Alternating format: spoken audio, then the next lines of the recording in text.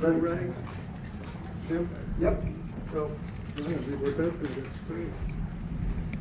thank you very much. It's a great honor to have Micheál Martin, Taoiseach, Ireland. It's a special place, and he's a very special guy. He did it the hard way also. He served, and then he took a little time off, and then he served again. I've heard about that. That happens on occasion. And he's done very well. And we knew each other from a long time ago. But it's a great honor to have you in the Oval Office and have you at the White House. We have tremendous business relationships with Ireland, and that will only get stronger. The relationship we have personally and every other way is very, very strong and very, very good. So I just want to welcome you to Washington, D.C. and to our country, and thank you very much. May I thank you, President. It's a great honor for me to be here to celebrate St. Patrick's with you. Right. And I thank you for your hospitality and the warmth of your reception. And I commend you in terms of the work that you're doing, particularly in terms of the pursuit of peace, which we discussed earlier. And I think that's going well. And you really have, in the first sort of 100 days of this government, you've done some extraordinary things very quickly. Thank you. Everybody's watching in that respect. So Thank you. Delighted to be here. It's an honor to be here. Well, it's a great honor to have you, and special people, very special people. I know a lot of Irish, and growing up in New York, I know a couple of your people that used to live in that beautiful Ireland, and now they're here, but they love your country very much. You know, they have a great feeling toward your country. They have, and a lot come back for holidays and they come back. Stuff like that, and checking out their family, ancestry and things like that. You know. Great, fantastic people. Some go to Doonbeg as well. Yeah. And they we love Doonbeg. I love them. I don't know if I'll ever see it again. Maybe I won't, but we would like I to think come I back will. and see it. We'll get there. We're going to get there. It's a beautiful place, wonderful place. Any questions? Mr. President, on tariffs, how far Yeah, please. President Trump, how worried are you about the counter tariffs from the EU, which were announced yesterday? And also, how worried should Ireland be, given the fact that it has a massive trade surplus with the US, over $50 billion? Micheál Martin might be quite nervous about what you're going to tell him today. Well, I don't think he looks nervous to me. And if he was nervous, he wouldn't show it. Now, we do have a massive deficit with Ireland, because Ireland was very smart. They took our pharmaceutical companies away from presidents that didn't know what they were doing. And, you know, it's too bad that happened. It's a tremendous job I give. Look, the Irish are smart. You're smart people. And you took our pharmaceutical companies and other companies, but, you know, through taxation and proper taxation, they made it very, very good for companies to move over there. And we had presidents and people that were involved in this that had no idea what they were doing, and they lost big segments of our economy. The European Union treats us very badly. They have for years. I saw that. I had it out with them in my first term. It did well, but we had to solve other problems, and we did. But European Union's been very tough, and it's our turn too. You know, we get a turn at that also, but they have not been fair. They sue our companies and win massive amounts of money. They sued Apple, won $17 billion, and they use that for other reasons, I guess, or to run the European Union. So I'm not knocking it. They're doing what they should be doing, perhaps, for the European Union, but it does create ill will. And as you know, we're going to be doing reciprocal tariffs. So whatever they charge us, we're charging them. Nobody can complain about that. Whatever it is, it doesn't even matter what it is. If they charge us 25 or 20% or 10% or 2% or 200%, then that's what we're charging them. And so I don't know why people get upset about that, because there's nothing more fair than that. And we had a problem with Ontario, and they dropped that when I let them know what we were going to be doing. They dropped it immediately, so I'm glad, because electricity, you shouldn't be playing with electricity. It affects people's lives. Actually their life. I mean, it can affect, depending on weather, it can affect their life. So we can't do that. And it doesn't make sense that our country allows electricity to be made in another country and sold into us. Who did that deal for the United States? Okay, I looked at that long ago, and I said that's not something that's very smart. So we've had a lot of bad trade policies, and yet we're doing very well right now. But we're doing well because I won the election. If I didn't win the election, you would have had a very bad period. I think a lot of the stock market going down was because of a really bad 4 years that we had. When you look at inflation and all of the other problems that were, I mean, wars and inflation and so many other problems. But we're going to have very good years. We had, I don't know if you saw a little thing like the cost of eggs, little to you, but big to people out there, down almost 30% in the last few days. We got it down. We did a lot of things. We have a great Secretary of Agriculture, and we did a lot of things that got the cost of eggs down very substantially, and so many other things. A very big thing that I'm very happy with is oil is down to $65 a barrel, and that's faster than I would have attempted. We put on the gas, we stepped in the gas in order to get oil, and what's happening. So we're getting that down, and when energy comes down, prices are going to be coming down with it. So in a very short period of time, we've done a very good job. And I think that the tariffs that we're talking about, and again, reciprocal, I think that the tariffs, there are some cases where they're a little beyond reciprocal because, you know, we've been abused for a long time as a country. We have been abused really for a long time, and we will be abused no longer. Okay. Are you going to retaliate to the EU retaliation? Education, sir, would you describe for us, is this meeting your vision by cutting about half the workforce? And what responsibility do you feel to the civil servants who have now lost their jobs? Many of them worked at the Department of Education during the first term. Sure, I do. I feel very badly, and but many of them don't work at all.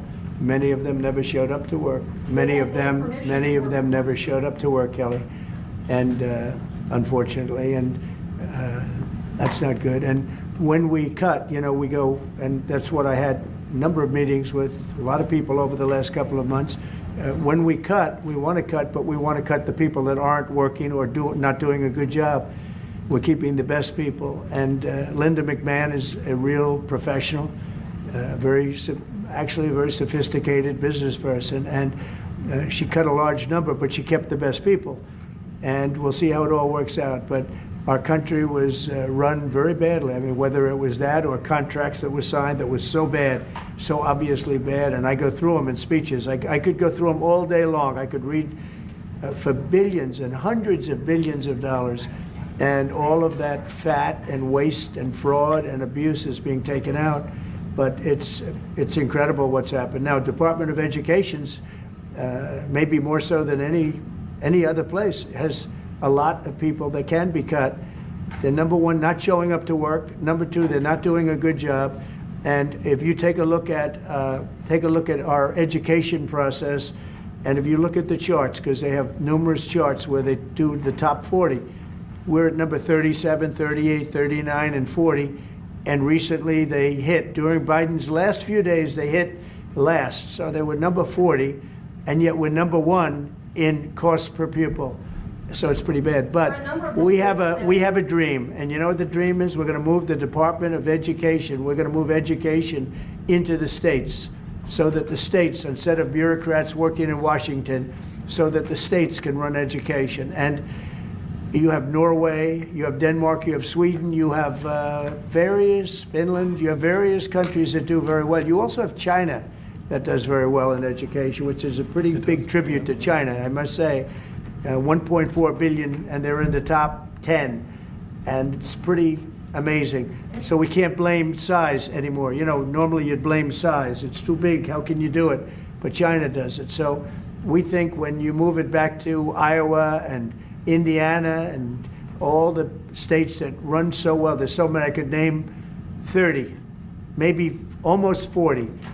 Those will be as good as Denmark. Those will be as good as Norway, and they'll be as good as any of these. I believe they'll be as good as any. Now, then you're going to have 10 that won't be so great. You're going to have 5 that will not be good at all, but we'll work with them and we'll get them to be good. But what we want to do is always school choice, but we're going to do school choice, and we're doing it.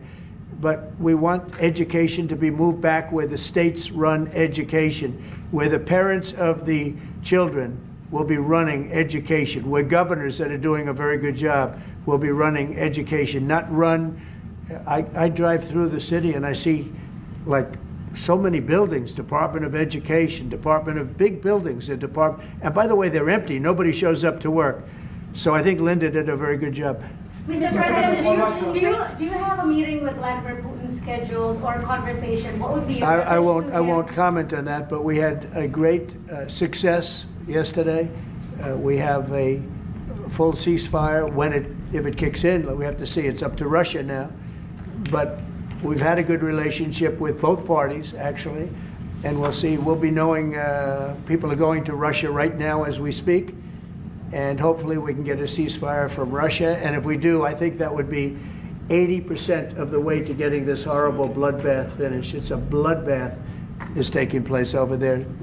On average, 2,000 to 3,000 young people a week are being killed in that stupid war that would have never happened if I were president. So we have people going over there. Mr. VP, do you have anything to say about it? Because you're very much involved. What's going to happen? Well, we've got some conversations that are happening on the phone and in person with some of our representatives over the next couple of days. As the president said, we think that we're in a very good place where the Ukrainians have agreed to a ceasefire, and we're now going to see whether we can get the Russians to agree to a ceasefire too, and we'll certainly have news on that when we find out that news. Are you confident that Vladimir Putin will keep the ceasefire, considering that he's broken them in the past? We haven't spoken to him yet with substance, because we just found out and we just were able to get Ukraine to agree. So we're going to know very soon. I've gotten some positive messages, but a positive message means nothing. This is a very serious situation. This is a situation that could lead to World War III. And Biden should have never let it happen. Incompetence allowed this to happen. This shouldn't have happened. October 7th in the Middle East should have never happened with Israel. The horrible leaving, the way they left Afghanistan should have never happened. Inflation should have never happened. You know, we have great inflation numbers, by the way, just got released. Inflation is way down, and it's based on what we've done, and we've done it in a very short period of time. You know, we had virtually no inflation. For 4 years, we had almost no inflation, and when these characters took over, we went from no inflation to the worst inflation probably in the history of our country. So it's very interesting. Go ahead. Are you going to retaliate against me? And by the way, I have to speak of inflation. I love these socks. What's with these socks? It's in honor of the Taoiseach. I'm trying to stay focused, but I'm very impressed with the VP's socks. That the United States is recognised as having such an important role in the peace process, and yet half the parties from the Northern Ireland government have decided not to come to the St. Patrick's Day celebrations. They haven't, what? They haven't come over, they're boycotting the St. Patrick's Day celebrations. What are they boycotting? They are talking about your position on Gaza as one of the reasons why they... No, I haven't heard that. I really haven't heard that. Look, Can I just say, I've got to pay tribute to the President on the peace initiatives. The one thing we've learned in Ireland about the peace process that you've just spoken about, and I recall back in the early 90s, when the first tentative steps to get peace in Ireland, people criticised people like John Hume or people like Albert Reynolds, the then Taoiseach, but they kept going. And when we got that ceasefire in 93, okay, it took a number of years to get the comprehensive peace settlement, but again, the guns more or less largely went silent. The war in Ukraine is a devastating war on young people, and I think that very simple, straightforward narrative is to be commended. We all have children. We would be shocked at the prospect of young people losing their lives in that number, be they Ukrainian, be they Russian, whatever. Anything we can do to stop the violence, I think, is an extremely positive day. And there will be all sorts of people having qualifications on it and all the rest of it. It's our job then to work on it and to try and build it, Europe, US and everything. I will say, and thank you for that, but I will say, last week 2,500 young people died while we sit here and talk. Yeah. And while they talk about peace, but they've been talking about peace. This should have never happened. This war should have never happened. It would have never happened if I was president. That's what makes me more angry than anything else, because you've had far more people die than they report, than these people report, for whatever reason. But you had far more people. The numbers are far more devastating. You'll find that out someday. And it doesn't affect you very much. They're not Irish, and they're not from my country. They're from Russia mostly, almost all from Russia and from Ukraine. And people could say, why are you doing this? Why are you involved in that? Because 2,000 people a week are dying. And they have families, and they have mothers, and they have fathers, and they have sisters, and they have brothers and friends. And they're dying. And I've seen the pictures, the satellite pictures that we see all the time. And it looks like Gettysburg in its prime, because that was, they say, one of the most horrific battles ever. You have kids lying all over these fields that are dead, because the weapons today are unbelievable, between drones and various types of guns. I'm not even talking about beyond that with the big babies. You understand what I mean? I hate to even mention the name, the nuclear name. I hate to mention it. But you have weapons today that are so powerful. And I see kids every week. I see pictures of kids laying all over the field dead. They're dead. Beautiful kids. They're dead. And they're not from here and they're not from where you are, but he's working very hard. We're all working hard to get this thing finished. It's crazy over nothing, and it's not going to go anywhere. It's just a terrible situation. And I think we have a chance to get it done. So we've gotten half of it as a ceasefire, and if we can get Russia to stop, then we have a full ceasefire, and I think it'll never go back to war. I think something will. Can I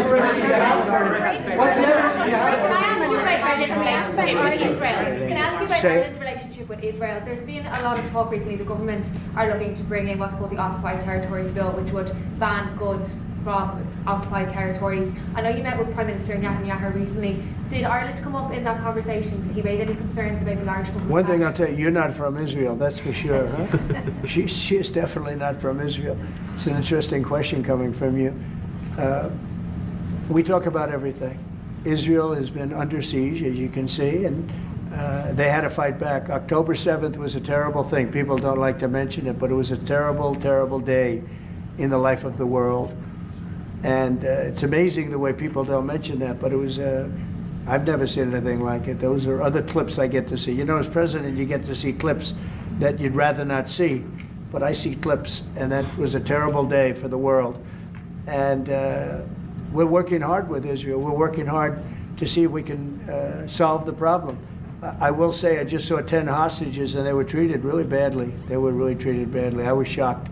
I asked them, was there any kindness shown? They were in there. One was in there for 500 days. One was 323 days. I said, was there any, 10 of them, I said, was there any kindness displayed? Like, did they ever, like, say, don't worry, you'll be okay? Or give you a little wink, or give you, like, an extra slice of bread or something?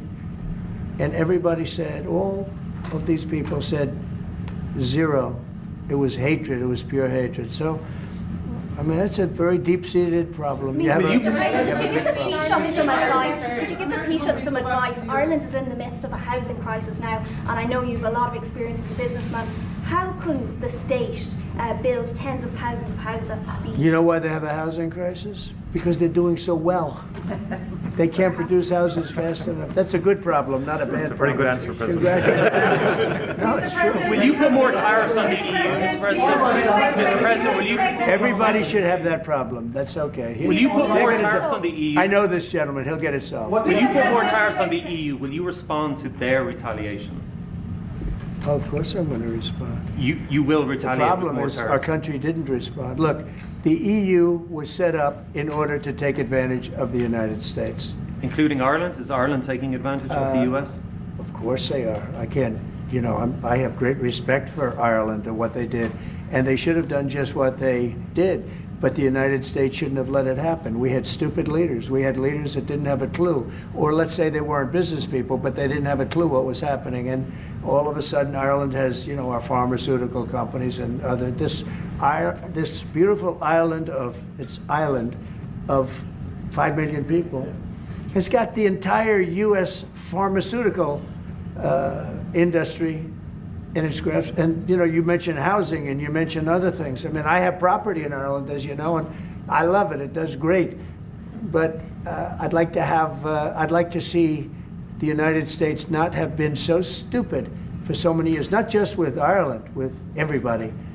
You know, I looked at trade deals. I was telling the group yesterday, I looked at trade deals in term one. It's one of the reasons I decided I had to do this, because somebody had to straighten it out, and I didn't see anybody that was going to. I looked at trade deals that were so bad, I'd actually say, how is it possible that this could have happened? Who would have been so stupid to let these deals happen? For instance, when the pharmaceutical companies started to go to Ireland, I would have said, that's okay if you want to go to Ireland, I think it's great, but if you want to sell anything into the United States, I'm going to put a 200% tariff on you, so you're never going to be able to sell anything into the United States. You know what they would have done? They would have stayed here. So do you want planning to lower corporate taxes to America? He's so lucky that I wasn't. Are you planning to lower corporate taxes to Metro Ireland? Well, we are planning to lower taxes, yeah, if the Democrats behave, but the Democrats have no clue. You saw that the other night during the speech. 2 young women were slaughtered by illegal aliens. 1 young man has very serious cancer, and many other problems.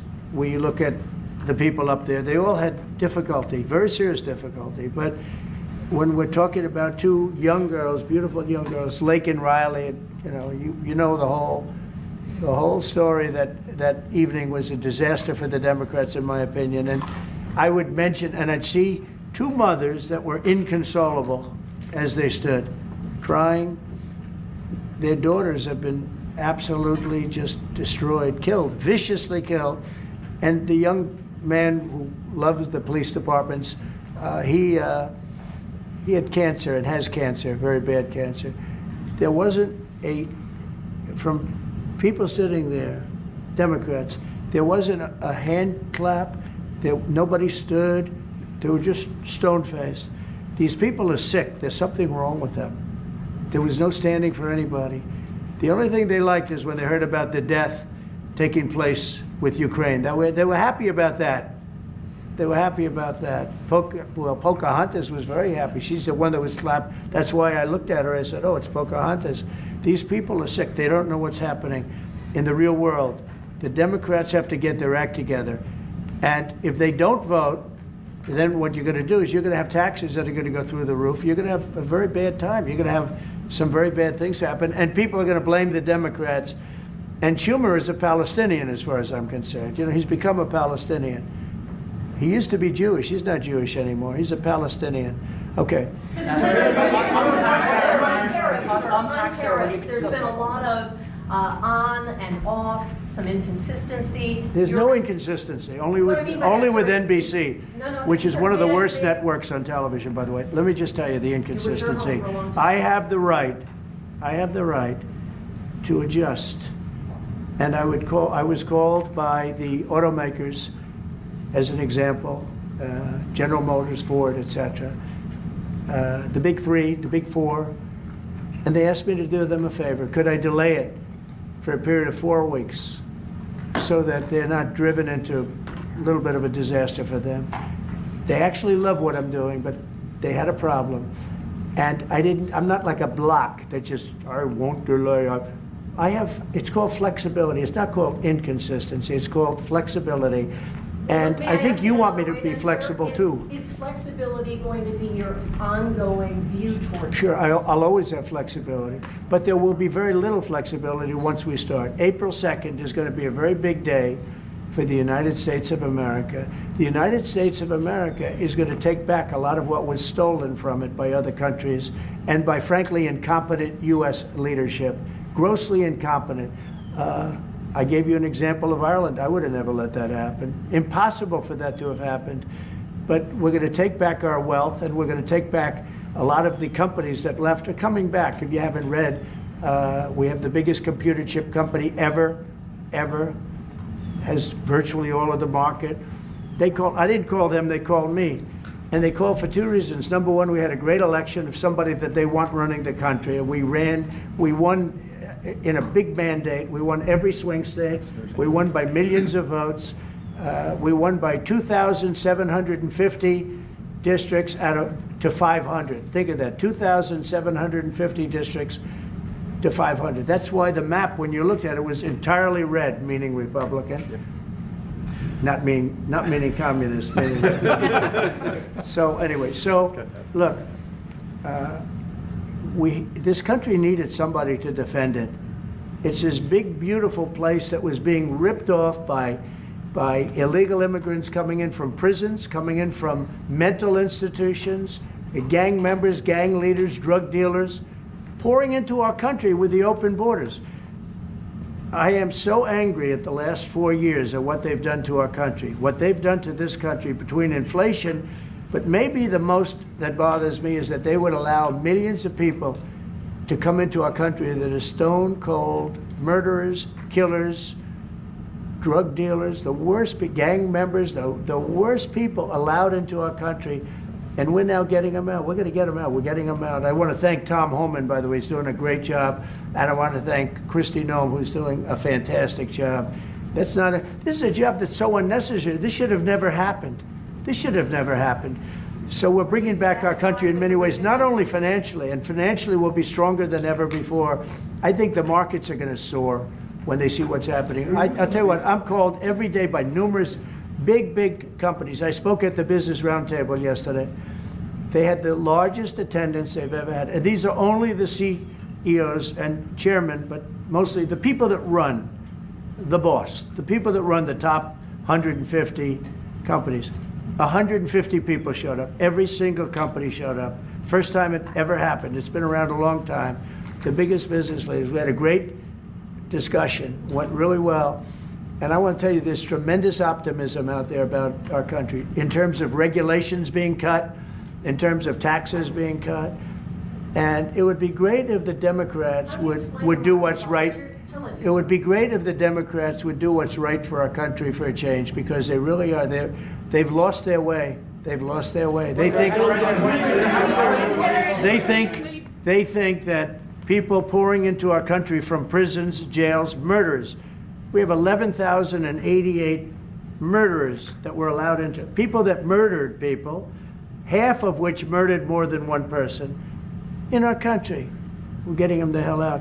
But who would allow this to happen? Who would allow men to play in women's sports? And they're still fighting it. It's got to be a 95% issue. But they're on television this morning. I see this person, a Democrat, say, we should have the right. No. Men should not be, they're hurting women. They're hurting women very badly. They're hurting women. And they should not, and they're also demeaning women. But who would want these things? And everything's transgender. Everybody transgender. That's all you hear about. Now, that's why we won the election in record numbers. But very importantly, now it is what it is. The Democrats should get with us and come up with good tax policy so that Ireland and other countries can't take our businesses away from us. And he understands exactly. You guys did the right thing. I'm not upset with you. I respect what you've done. You've done a great job. But our people did a very bad job. How advanced are your plans to try and bring some of those companies back to America? Will you be briefing? Well, I'd love to have him back. I'd love to have him back, but he'll be fighting me on it. What I would say, President, if I could 1 second, just make the point. It's a two-way street too, and we are investing a lot more in America now. And people may not realise, but Ryanair, one of our biggest airlines, for example, AirCap, they buy more. The two of them together buy more Boeing airplanes than anybody else outside of America. That's a little known fact. It doesn't turn up in the statistics, but Ryanair and AirCap, big aircraft leasing company, Irish company, have done great work with Boeing and huge investments over the last number of years. You know, so and there's a lot of Irish companies here now, about 700 odd Irish companies based in America. Glanbia, Smurford, Waterrock, I was saying to you this morning, Vice President. A lot of them creating thousands of jobs in America. And it's only fair. I mean, that's correct. That's right. That's the way it should happen. And I think it's a very good relationship we have. It's a historic one. It's happened over time. We've added value to American companies. We've increased their value. They've got access to the European market, and they did all of that. I understand where you're coming from fully. But I think it's a relationship that we can develop and that will endure into the future, and will change, it will adapt, and you're evolving and you're doing things. And they've done a very good job. Now, I just will say this. But with all that we've said, we can talk about Ryanair. There's a massive deficit. I don't mean by a little bit. I mean, there's a massive deficit that we have with Ireland and with other countries too. And we want to sort of even that out as nicely as we can, and we'll work together. We're going to work together great, but the deficit is massive. Will you hear this one?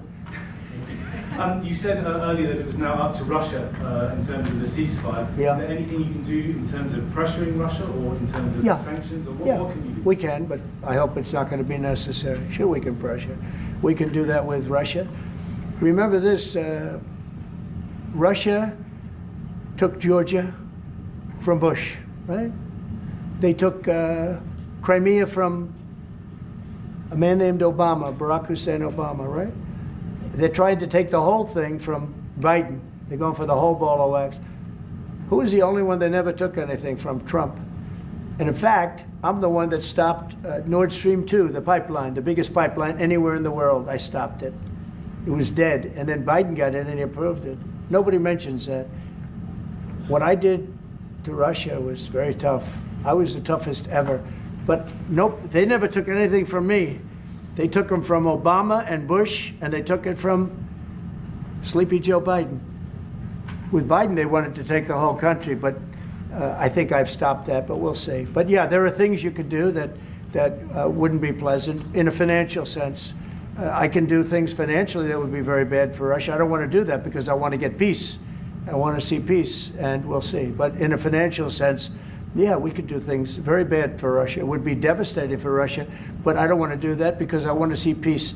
And we're getting close to maybe getting something done. We've got Ukraine done, and as you know, I've always said that Ukraine might have been the more difficult party. You were here a week ago when some interesting things happened.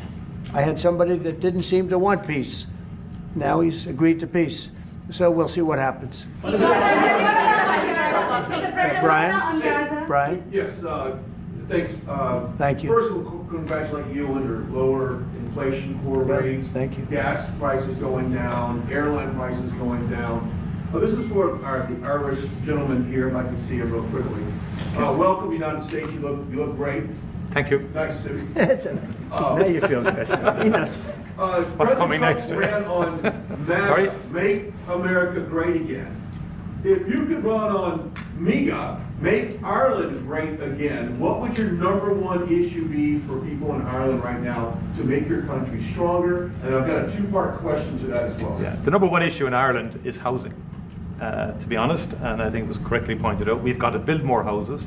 We've got to build them faster to give the young people of Ireland an opportunity to afford to buy a house or to afford to rent a house. We have a lot of other good things happening. That's my number one priority. Wonderful. Are you trying to and my service second part question to this, Ireland is known for very happy, fun-loving people, great attitude, many in this room right now that I've met.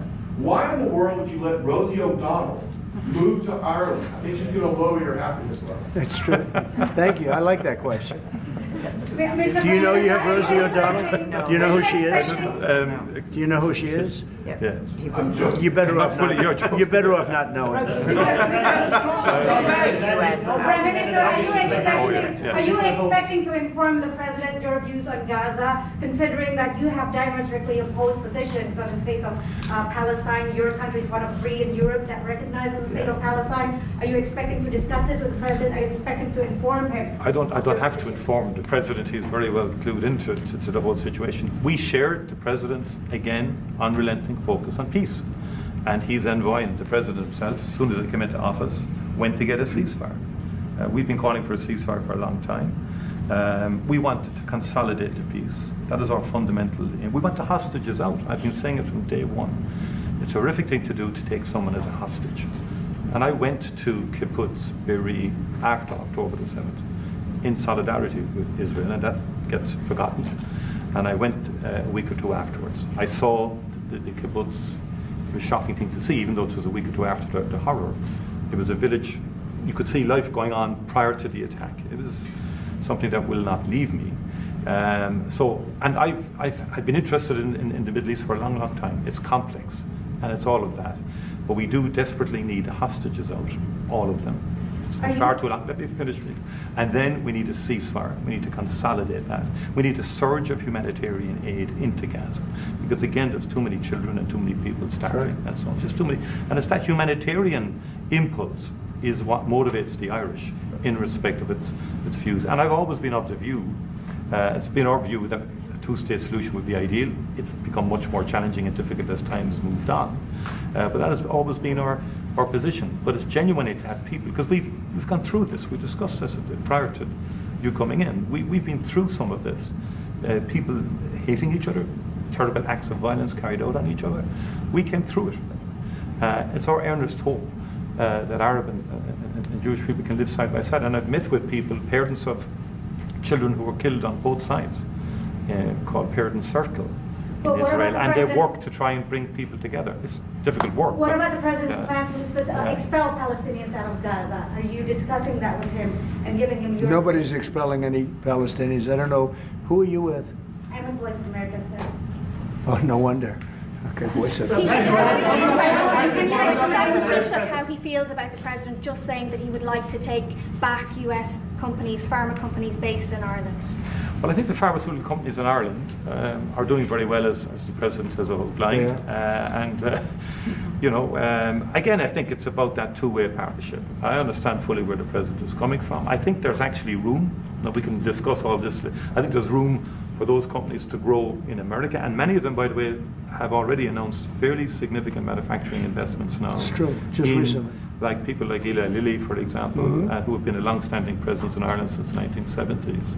I spoke to the CEO recently. He's great. Great guy. And he's announced, I think, about a $50 billion investment in America. New plants. But there's big investment, they've had big investment in Ireland. Ireland has served them well too, The workforce is very strong. It's an educated workforce.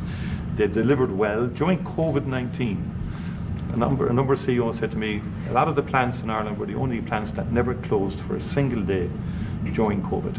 Not a single day. Productivity is good and so on like that. But look, there'll be swings around. Mr. President, thank you so much. You spoke to Vladimir Putin for quite a while on the phone. So I want to know your assessment.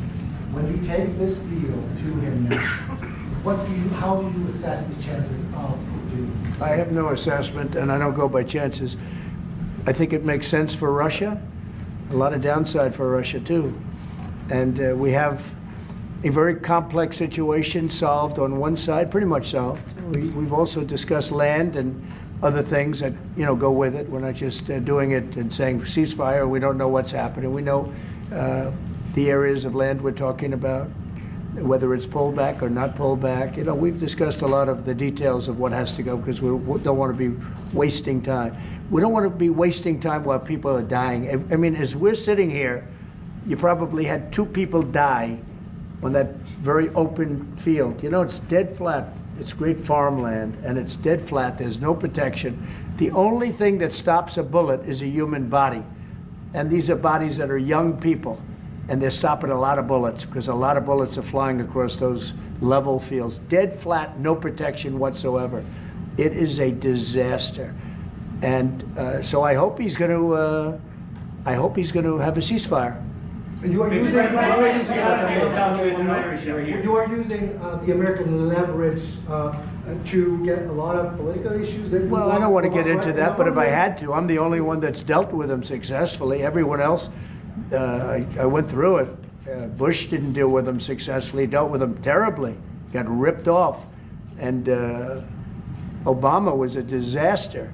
They have with Obama, he gave them sheets, and I gave them anti-tank missiles. You know that, right? It's called Javelin. You know the Javelin? I'm the one that gave them the Javelins. People don't say that. And then they say, oh, Trump has a great relationship with Russia. I'm the one that gave him the Javelins. Obama gave him sheets. That's an expression. He gave sheets, I gave javelins. So, Mr. President, how worried should the undocumented Irish be about your administration that you don't round them up and send them home again? Oh, I think the Irish love Trump.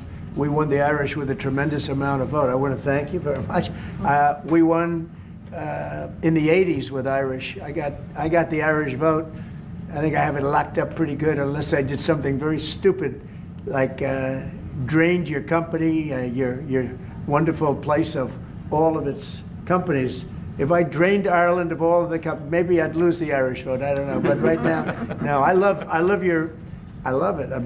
I've been there many times, as you know. Yes.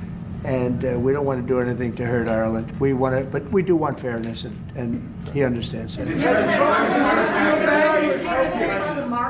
No, that's enough, Kelly. Thank you. President, was there anything that the Taoiseach could say to you today that would dissuade you from going ahead with I can't hear. Mr. President, the Irish American Appreciation Month you've named there. Who's your favourite Irish person? Oh, there's so many. Are you kidding me? Well, I do happen to like your fighter. He's got the best tattoos I've ever seen. I don't know if I'm a big, but that. Conor McGregor. Boy, you have. Well, Conor's great, right? You know, talking about Conor, but you have a lot of great Irish fighters, actually. Great fighters. I don't know what that is, but Ireland's always had a lot of good fighters. You know why? Because they're tough people. They're smart people and they're passionate people, and they really have been over the years. So many. I think your father was a great fighter, right? He was. You did. Wow. Right. And yet, look at you. You're so smooth and so. He was a very good defensive boxer. He could weave. He was a really good. He was a good boxer. Yeah. He boxed for Ireland. and. Yeah. That means you genetically, I'm not going to mess around. Do you follow any Irish law? Okay, let's a couple of more from somebody that didn't ask a question. Yeah, please go ahead. Mr. President, should Apple go back to the U.S. from Ireland? Who? Apple. Oh, Apple's been treated very badly. Look, Apple had tremendously bad luck. I thought they had a very good lawsuit, but they lost. We fought with them. $16 billion. $16 billion, and they're after a lot of our American companies. See, that's what's unfair. It's the European Union. I'm not blaming you. I'm blaming the European Union. The European Union's gone after our companies, and Apple's a great company, and they have to give $16, $17 billion on a lawsuit that I didn't think was a good lawsuit. No, that's not good. No, the European, we have a problem with the European Union. They don't take our farm products. They don't take our cars. We take millions of cars, BMWs and Mercedes-Benz and Volkswagens and everything. We take millions of cars. I said to Angela Merkel at the time, I said, Angela, how many Chevrolets do we have in the middle of Munich? Why, none. I said, you're right, we have none. That's the way it is, we have none. No, I'm not happy with the European Union, I want to tell you. And, will you put tariffs on we're cars? going to win that. We're going to win that financial battle. It's a Tariffs financial on European cars, Mr. President? Tariffs on European cars, is that something you're going to consider? Oh, absolutely, I will do that. Yeah. Mr. President, Think of it, they have millions of cars coming in, millions and millions of cars. One of probably the largest. Japan's very big too, but and they don't accept our cars. We make great cars. They don't have our cars, but we have their cars. They don't have our farm products. We have the greatest farmers in the world. They don't accept our farm products, and we accept theirs. So, you know, things are going to change unless they do what they have to do, and they know what they have to do. This is not going to be a tough battle. In my opinion, not going to be tough. Just like when Ontario charged us, everybody said, oh, they just charged. I said, this will be won in 1 hour. And they announced what we were going to do, and they withdrew their little threat.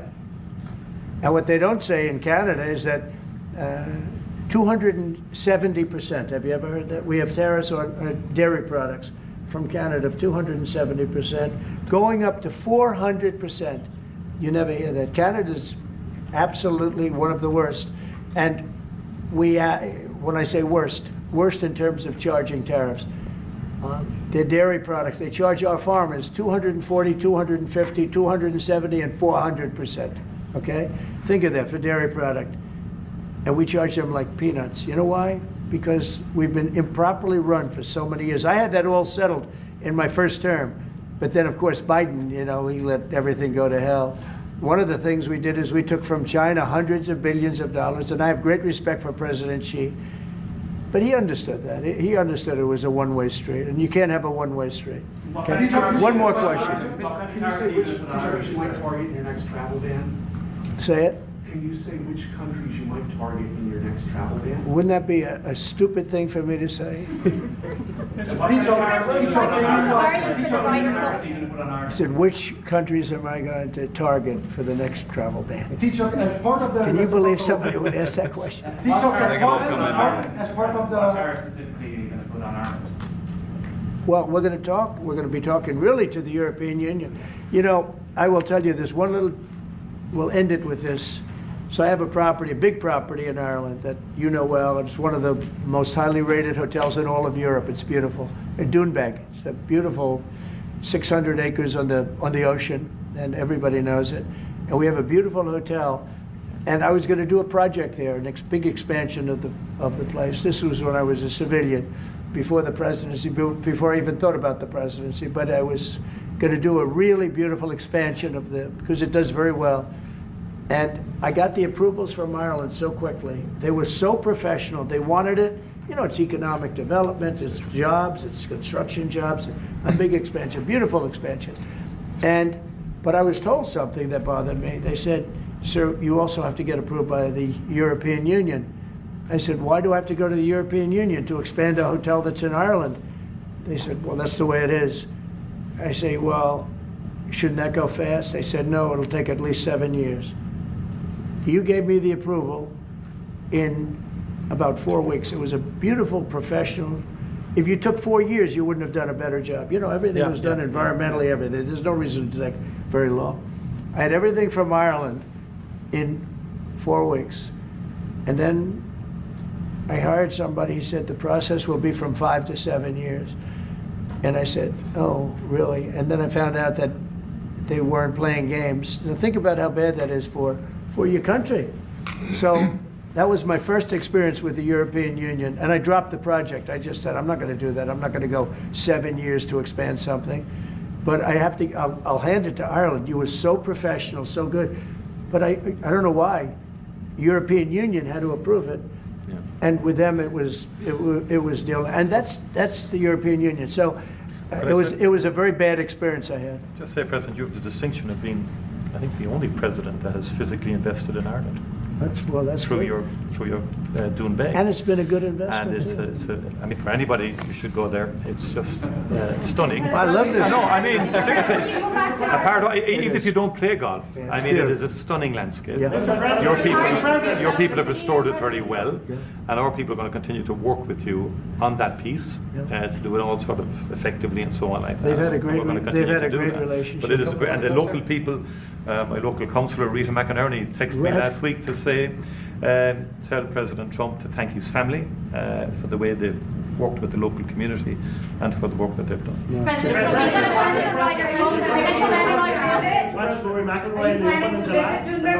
I love Rory. I think Rory's great. He's a great golfer. He just won 2 weeks ago. He's a great guy. I played golf with him 3 weeks ago. And he's really a fantastic player. He's in good form, too. When he played with me, he played very well, I can tell you. No, Rory certainly is one of the favorites. He's always going to be one of them. He's a very talented guy. He's a very good person, too. Are you planning to visit Dubai, Mr. President? I will. I'll get there sometime. I hope soon. In fact, if we meet, we'll meet at Doonbeg. Okay, but I hope to be able to get there. Mr. President, does America have a future in NATO? What's that? Does America have a future in NATO? Well, NATO has to treat us fairly. If they pay their bills and if they do what they're supposed to do. When I first got involved with NATO, as you know, they weren't paying their bills. There were 28 countries, and most of them weren't paying. And I got them to pay. And they paid billions and billions of dollars. I made a certain statement that I'm not going to be involved with NATO unless you're going to pay your bills. And I was asked a question, if we don't pay, are you going to help us? I said, no, if you don't pay, you're saying you're delinquent. A real estate term. You're delinquent. You're not paying your rent. You're not paying your bills. If you're not paying your bills, I'm not going to help. And everybody we took in, your Secretary General will tell you, he was very generous to me. He said, I've never seen anything like it. Money came in by the billions and billions and billions of dollars, and NATO became much stronger. Now, NATO's expended a lot of that money in fighting this horrible war. It's too bad they had to do that. But they had the money from me. I was the one that got people to pay. The countries, most of the countries were not paying, or they were paying a very small amount. So we'll see. But NATO can be a force for the good, absolutely. Would you like to see Ireland join NATO, Mr. President? That's up to Ireland. Well, do you think Ireland and the EU are too close? Do you think that perhaps, like you said, we are very close. No, Ireland and the EU. Do you think there's too close a relationship there? Do you think there needs to be a separation, like you said, if you can't get planning permission when you can get it in Ireland, but you can't get it in the EU? Do you think? Well, look, I can just tell you about my personal experience. That Ireland treated me very well, and the EU was terrible, and they stopped really a magnificent addition. It wasn't a big deal from the standpoint of the world. It wasn't like the things we're talking about now, but it would have been a very beautiful addition. And they stopped it, which is bad for Ireland. And I don't know why. I don't know why it would take 5 to 7 years to get something approved, but that's what it was. Thank you all very much. Thank you. Thank you. We're headed out. Thank you. All right, headed out right behind you, right behind you. Right through this door. Thanks, guys. This way here. Thank you. I should have.